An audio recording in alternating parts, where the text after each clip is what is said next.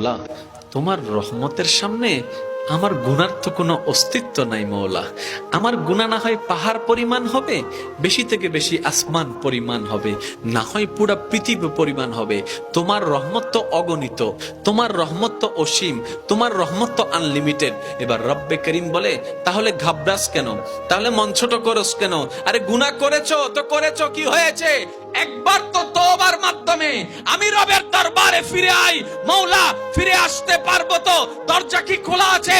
রব্বে করিম বলে, মরণের আগ পর্যন্ত, কিয়ামতের আগ পর্যন্ত, সূর্য পশ্চিম আকাশে ওঠার আগ পর্যন্ত দরজা খোলা আছে, দরজা খোলা আছে, দরজা খোলা আছে। এবার বান্দা বলে, মৌলা 24টা ঘন্টার কোন টাইমে আসলে সেই দরজা খোলা পাবো? রব্বে করিম বলে, আরে ব্যাংকের দরজা খোলা থাকে নির্দিষ্ট সময়ে, অফিস আদালতের দরজা খোলা থাকে নির্দিষ্ট সময়ে, এমনকি ঘরের দরজাও খোলা থাকে নির্দিষ্ট সময়ে, এর বাইরে যাই না। কিন্তু তোর রবের দরবার এমন একটা দরবার, 24টা ঘন্টার যেই কোনো মুহূর্তে তুই আসবি, তোর রবের দরবার তোর জন্য খোলা থাকবে। সুবহানাল্লাহ।